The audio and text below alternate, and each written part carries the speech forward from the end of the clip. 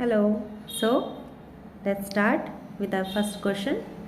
Our first question is, where do we find the first reference of Shakespeare play?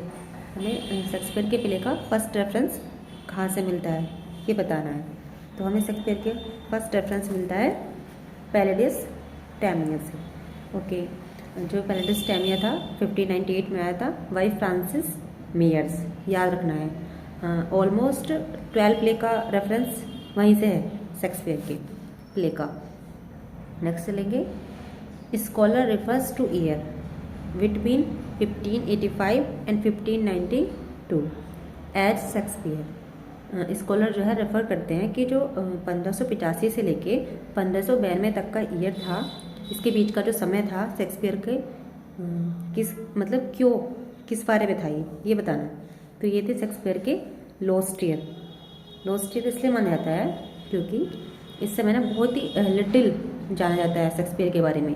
कुछ इस समय ना ही इनके बीच में 1585 से लेकर 1592 के बीच में ना ही कुछ ऐसा कोई ऐसा शेक्सपियर का वर्क आया है, और मतलब बहुत ही कम उनके बारे में पता चलता है।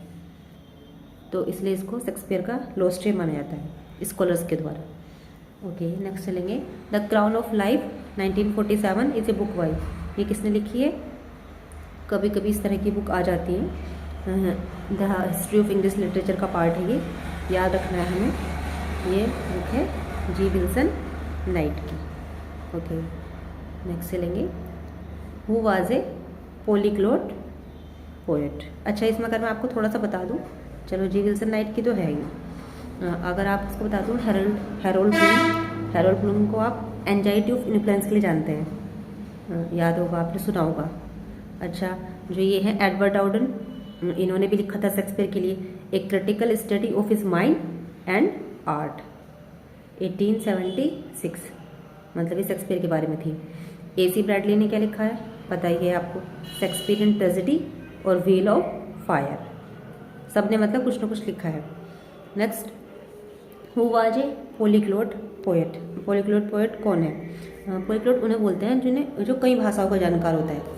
तो वो बोला है मिल्टन को। मिल्टन काफ़ी सारी लैंग्वेज को जानते थे, Hebrew, English, Latin, Greek, Italian, मतलब ऐसी काफ़ी सारी लैंग्वेज के ज्ञाता थे वो, तो इसलिए उनको पॉलीग्लॉट पोएट माना जाता है।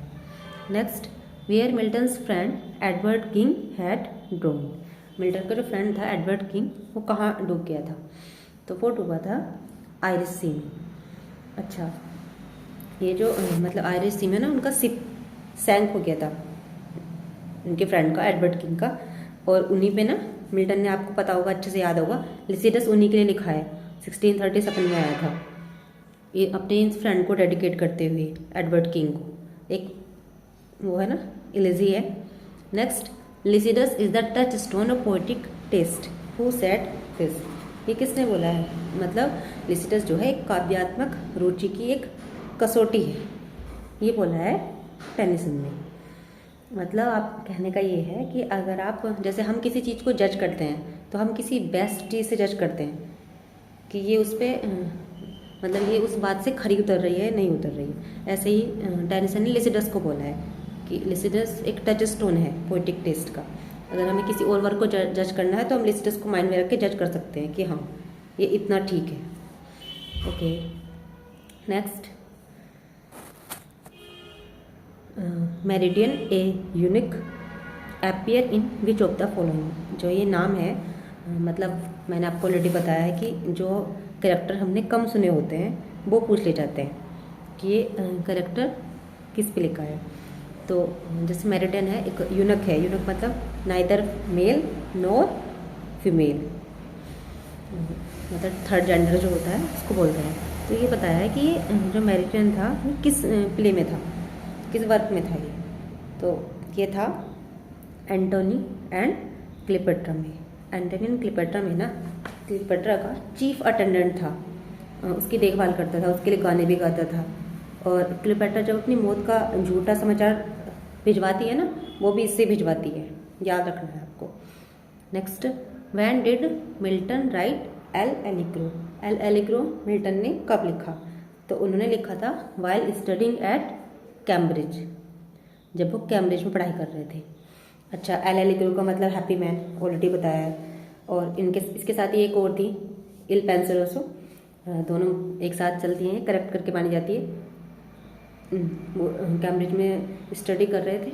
एल एलिग्रो रिटर्न इन 1631-1632 के आसपास की है और इसको पब्लिश किया गया था इन हिज पोम 1645 और ऑक्टो सिलेबिक में लिखी गई थी एल एलिग्रो। ओके, नेक्स्ट चलेंगे। So to see Lear acted, to see an old man tottering about the stage with a walking stick. मतलब जब वो लियर को एक्ट करते हुए देखते हैं, सो टू सी लियर एक्टेड मतलब देखना लियर को एक्ट करते हुए। To see an old man, एक ओल्ड मैन तो था ही लियर, किंग लियर बूढ़ा था। Tottering about the stage with a walking stick, मतलब टोटरिंग मतलब ढुलमुल होके चल रहा था स्टेज पे वॉकिंग स्टिक के साथ। Turn out of door by his daughter, turn out कर दिया गया था उसको उसकी डॉटर के द्वारा ही। ए रेनी नाइट, एक बारिश वाली रात थी। हैज़ नथिंग इन इट, उसमें कुछ नहीं था। But what is painful and disgusting, लेकिन देख के बहुत ही पेनफुल और डिस्गस्टिंग लग रहा था। जैसे हम मूवीज़ देखते हैं तो अगर किसी करेक्टर के साथ कुछ गलत होता है तो हमें भी उसके लिए सिंपैथी होती है ना, हमें भी पेन होता है। तो ऐसे ही बोला है उन्होंने, उन्हें लियर के लिए हो रहा है। किसे हो रहा है वो अभी हम बाद में देखेंगे। We want to take him into shelter and relieve him, हम चाहते हैं हम जैसे हम चाहते हैं जब हम कोई मूवी देखते हैं किसी कैरेक्टर के साथ गलत हो रहा है तो हम उसकी हेल्प कर दें, मतलब मन करता है ना। तो ऐसे ही we want to take him into shelter and relieve him, उन्हें रिलीव कर दें। This is all the feeling, यही feeling which the acting of Lear ever produced in me, जो लियर की एक्टिंग ने ना मेरे अंदर प्रोड्यूस की है, ये वाली feeling. Who said this line, ये लाइन किसने बोली है ये बताना है। ये लाइन बोली है चार्ल्स लैम ने। अच्छा, चार्ल्स लैम ने ना किंग लियर के बारे में ये भी कहा है, इट इज़ अनएक्टेबल, मतलब इसको ये ऐसा है ही नहीं कि इसको स्टेज पे एक्ट किया जाए।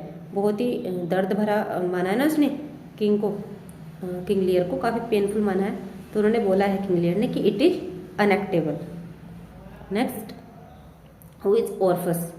ऑर्फस कौन है?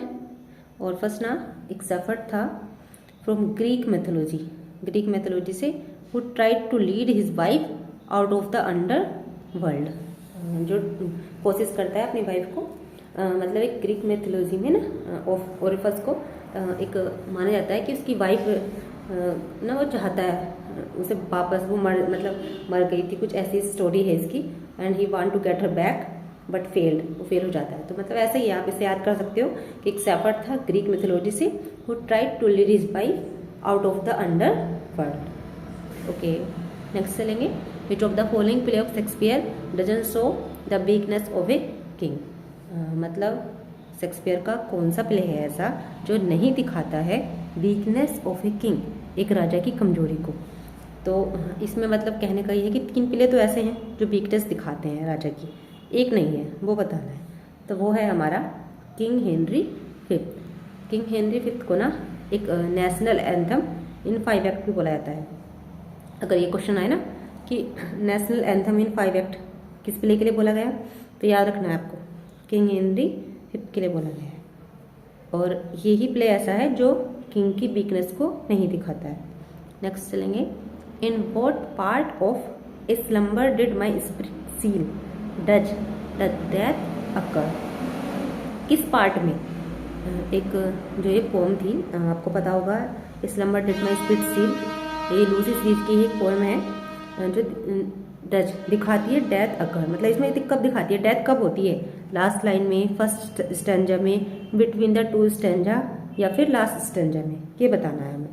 तो ये दिखाता है डेथ को, डेथ वाला जो सीन था इस पोम में, बहुत छोटी सी पोम है 8 लाइन की,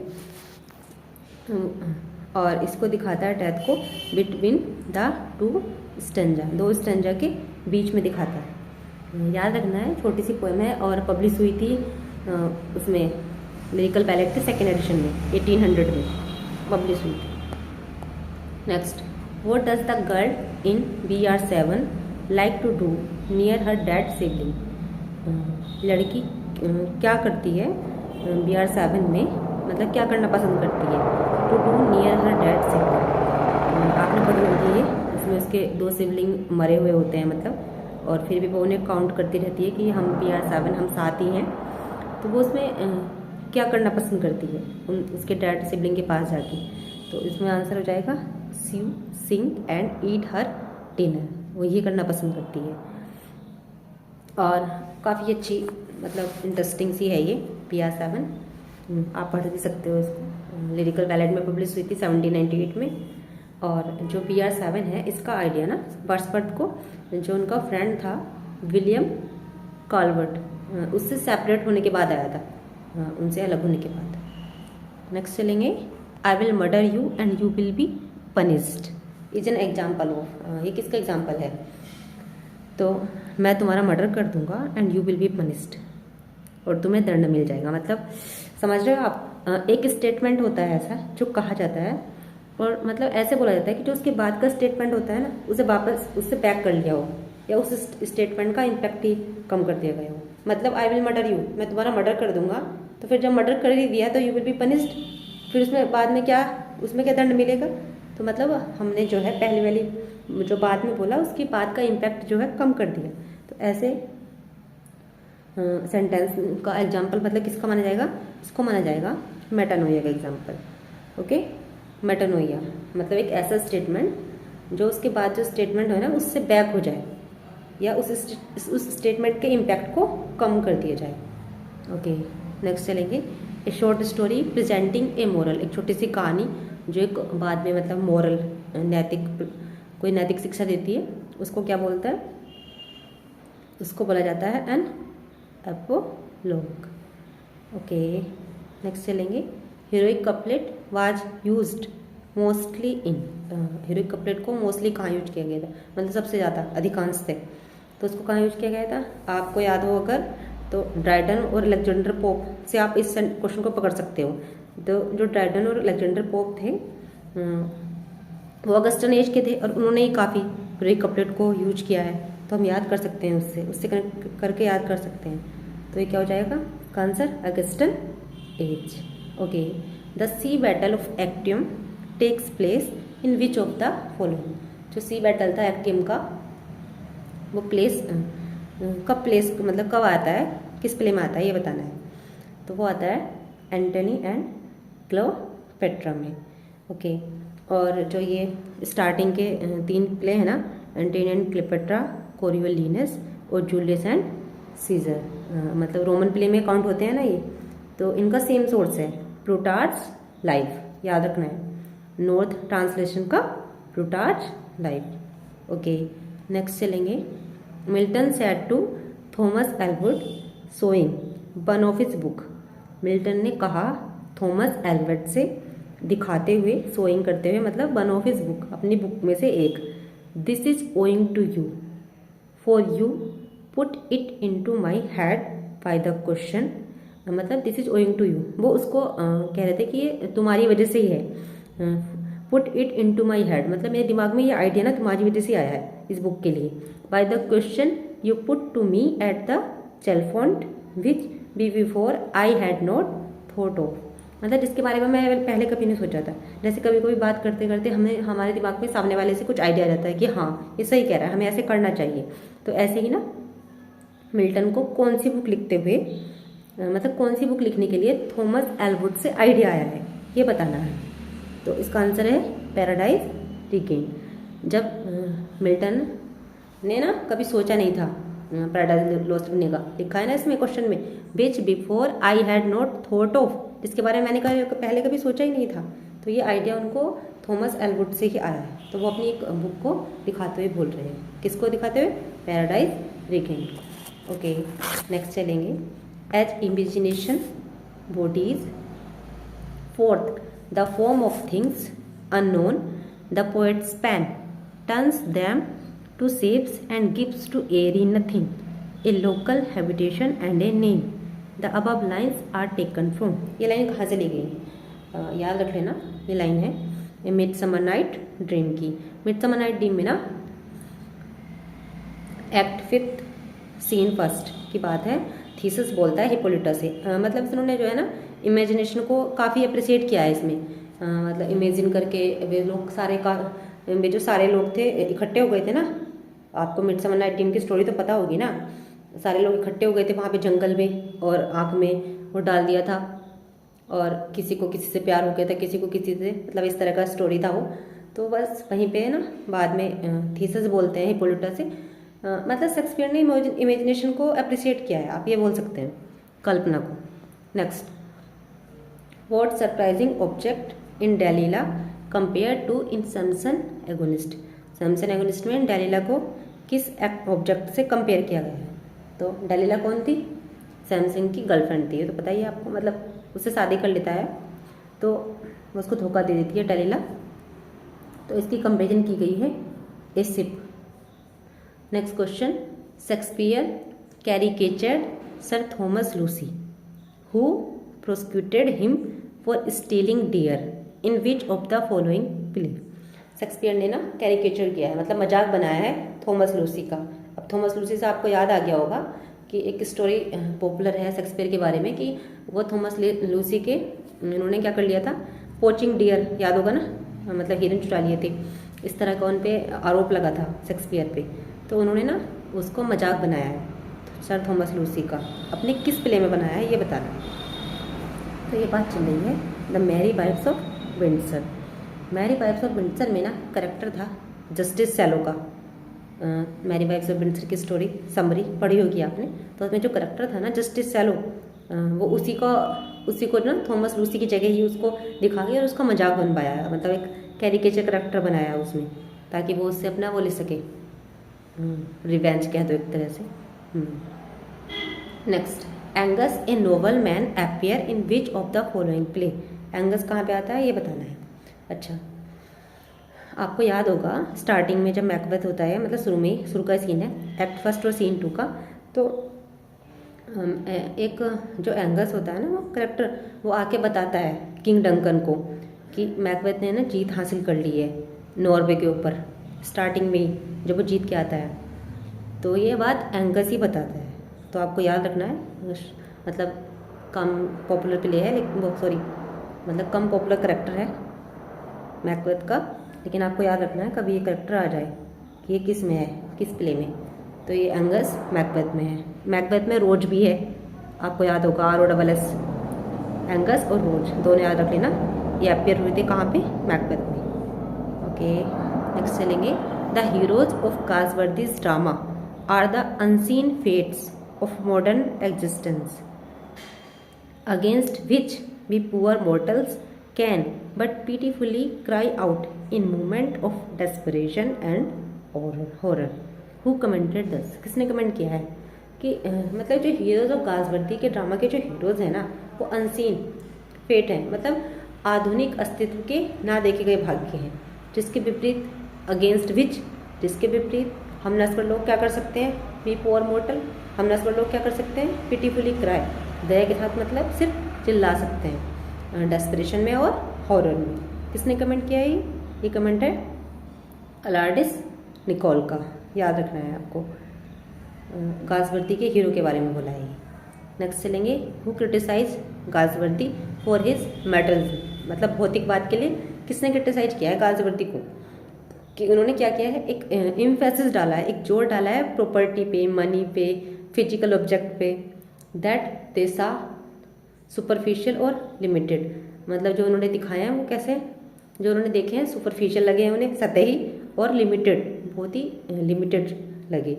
ये बात किसने बोली है, गासवर्दी को क्रिटिसाइज किया है इस वे में TH लॉरेंस ने भी किया है और वर्जीनिया वुल्फ ने भी किया है। तो इसका आंसर हो गया हमारा option number C, A and B both. Next चलेंगे, short view of the immorality and profaneness of the English stage 1698 is written by. ये बुक किसकी है? मतलब जैसे इस तरह का कोई क्वेश्चन भी आ जाता है बुक वगैरह, या कोई इस तरह का कि ये किसका है, तो याद रखना है किसके द्वारा लिखा गया है, जर्मी कॉलर का है, short view of the immorality and profaneness of the English stage. Next चलेंगे, a metrical foot with 3 stress level, एक मेट्रिकल फूट है 3 स्ट्रेस लेवल के साथ, उसको क्या बोलेंगे ये बताना है, उसको बोलेंगे मोलोसस। ओके, स्पॉन्डी में क्या होता है? स्पॉन्डी में 2 स्ट्रेस लेवल होते हैं। मोलस्कस में कितने होते हैं? 3, आपको बता ही दिया। पायरिक में क्या होता है? पायरिक में 2 अनस्ट्रेस लेवल होते हैं। आयम्बिक में क्या होता है? आयम्बिक में एक स्ट्रेस्ड होता है, मतलब पहला अनस्ट्रेस्ड होता है और दूसरा स्ट्रेस्ड होता है। आयम्बिक में भी 2 होते हैं, 1 अनस्ट्रेस्ड और 1 स्ट्रेस्ड। ओके, नेक्स्ट चलेंगे। He rides the motor bike and she sits on the pavilion is an example of. किसका एग्जाम्पल है? मतलब वो मोटर बाइक राइड करता है और वो बैठ जाती है पवेलियन। तो इसमें क्या किया ना इन्होंने, पिलियन के स्थान पे ना, पिलियन बोलते हैं पीछे की सीट, पिलियन के स्थान पर ना इन्होंने पवेलियन बोल दिया। तो इस तरह का जो बोलते हैं ना वो मैलाप्रोपिज्म में होता है। आपने सुना होगा, मैंने पहले भी इसका थोड़ा सा बताया आप इसके बारे में, मैलाप्रोपिज्म या फिर डोगवेरिज्म। उसमें क्या करते हैं ना, कुछ और बोलना चाहते हैं और उसकी जगह कुछ और वर्ड रिप्लेस कर देते हैं। तो इन्होंने पिलियन के स्थान पे पवेलियन बोल दिया, तो इसलिए यहाँ किसका एग्जाम्पल हो गया? मैलाप्रोपिज्म का। ओके, नेक्स्ट चलेंगे। Christopher sly the drunken tinker appear in which of the following play. जो क्रिस्टोफर स्लाई है एक ड्रंकन था, वो किस प्ले में आता है? वही जो वो आता है द टेमिंग ऑफ द श्रू में।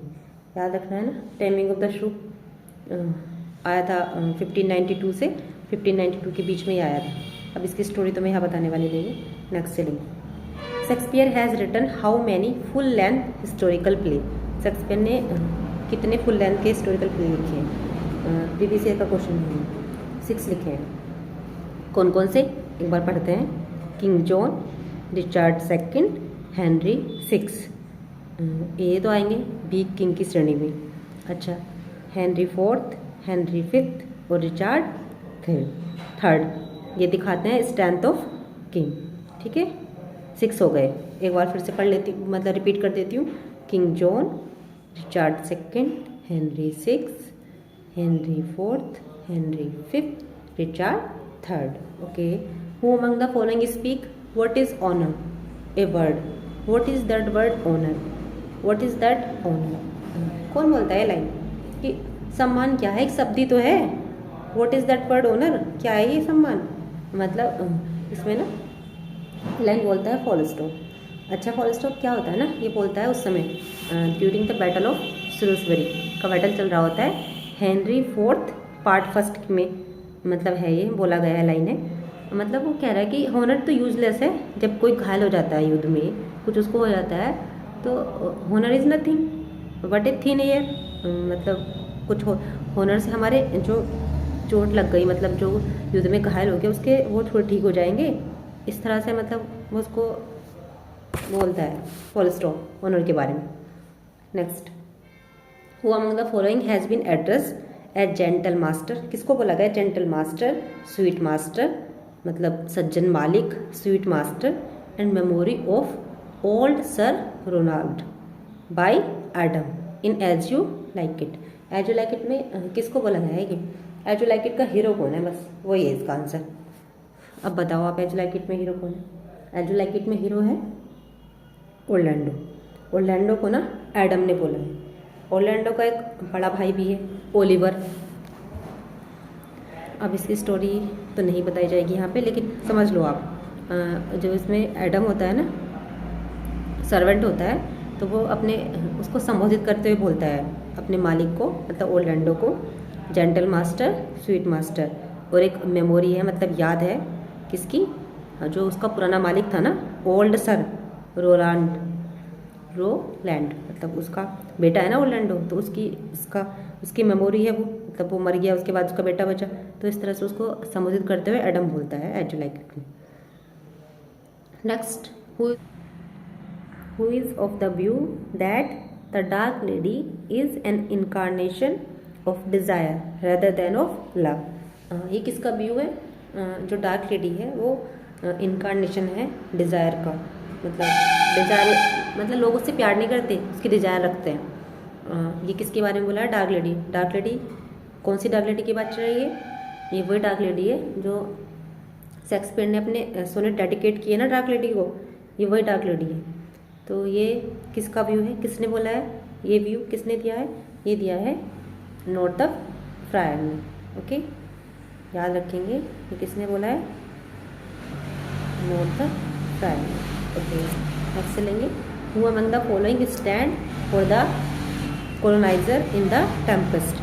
टेम्पेस्ट में कौन स्टैंड करता है कॉलोनाइजर के लिए, मतलब कॉलोनाइजर किसको बोला है, अच्छा जो कॉलोनाइजर होता है ना वो उसको बोलते हैं जो शासन करता है।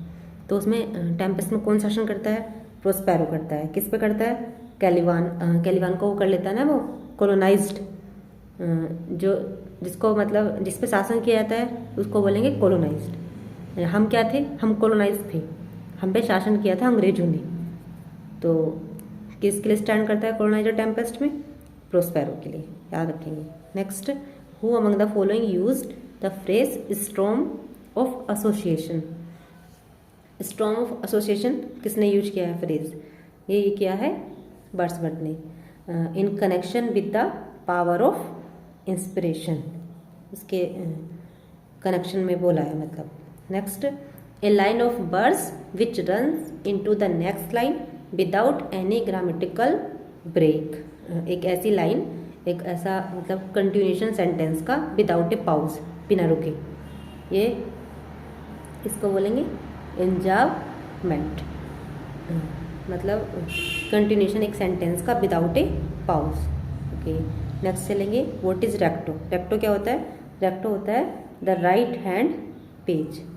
ओके, जो लेफ्ट हैंड पेज होता है उसको क्या बोलते हैं, वर्सो।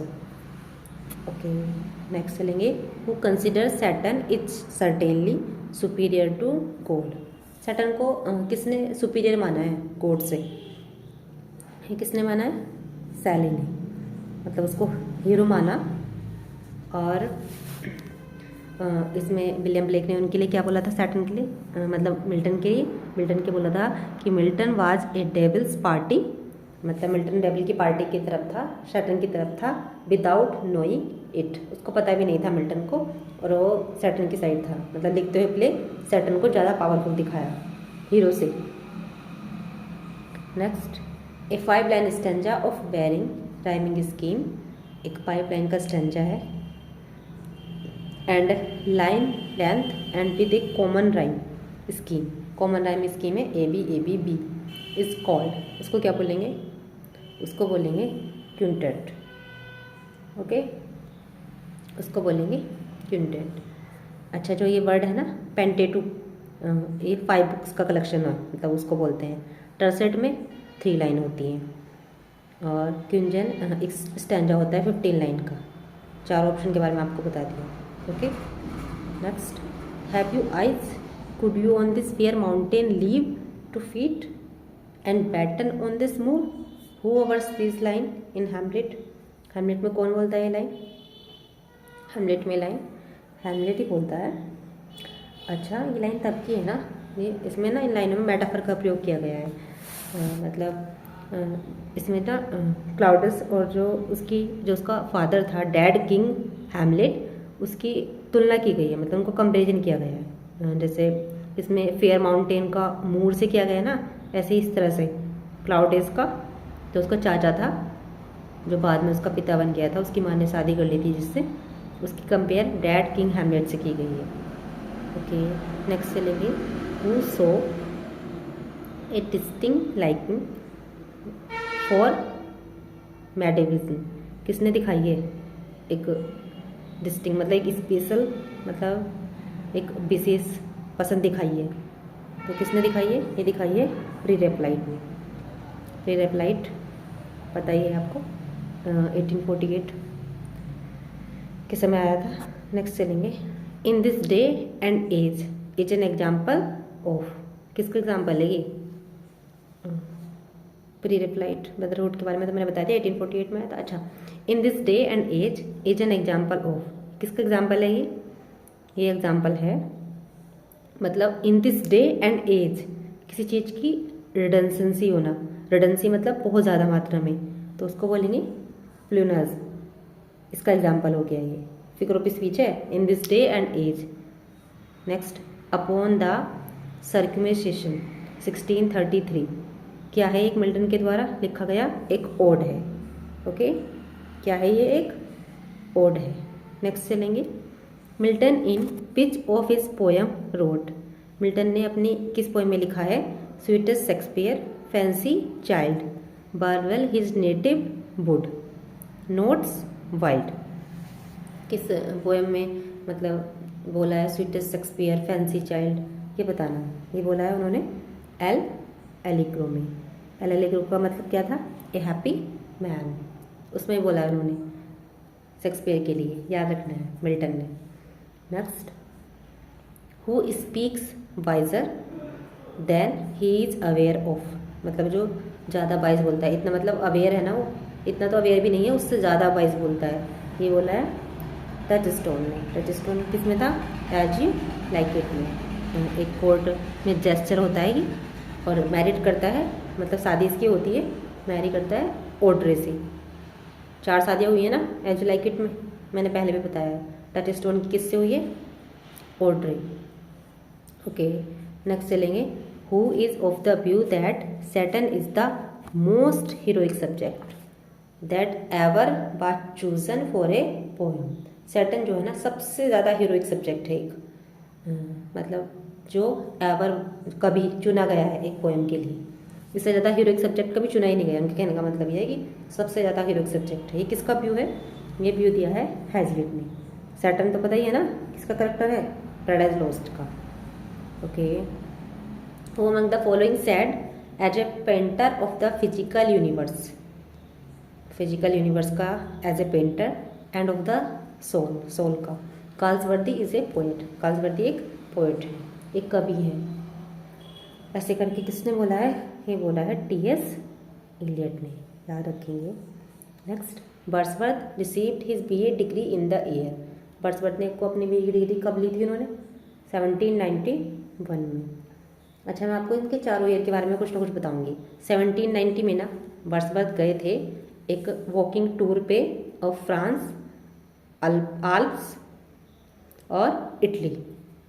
ओके, 1791 में उन्होंने B.A. की डिग्री ली थी। ओके, 1793 में क्या हुआ था? उनकी 2 पोएम्स आई थी, पब्लिश हुई थी हीरोइक कपलेट में, an evening walk and descriptive sketch. Okay, और 1795 में क्या हुआ था? वे कॉलरिज से मिले थे। 4 ऑप्शन के बारे में बता दिया आपको। नेक्स्ट चलेंगे, man in disgrace with fortune and men's eyes is a sonnet by. ये किसका सोनेट है? याद रखना है, सोनेट नंबर 29 है विलियम शेक्सपियर का। फर्स्ट लाइन ही है, फर्स्ट लाइन ही शेक्सपियर, मतलब कुछ सोनेट ऐसे थे ना जिनकी जो फर्स्ट लाइन थी वही उसका सोनेट का नाम हो गया था। तो बस याद रखना है, man in disgrace with fortune and men's eyes, sonnet number 29 है विलियम शेक्सपियर का। नेक्स्ट, वर्ड्सवर्थ की जो पोएम है the excursion marks the beginning of, किसकी शुरुआत मानी जाती है? The decline of Wordsworth poetic genius, इसकी शुरुआत मानी जाती है। 9th बुक में थी, 1814 में आई थी, और सबटाइटल था इसका being a portion of the recluse. Okay, हमारा last question, new classicism derives its inspiration from. जो न्यू क्लासिसिज्म था इसकी इंस्पिरेशन कहाँ से थी ये बताना है। तो इसकी इंस्पिरेशन कहाँ से थी? क्लासिसिज्म से थी। सॉरी, न्यू क्लासिसिज्म जो था एक वेस्टर्न कल्चर था, वेस्टर्न कल्चर मूवमेंट था, और जो मतलब इन डेकोरेटिव और विजुअल आर्ट में, लिटरेचर में, थिएटर में, म्यूजिक में, आर्किटेक्चर में, तो जो उसने इंस्पिरेशन ली थी from the art and culture of classical antiquity, उससे ली थी। Okay, thank you.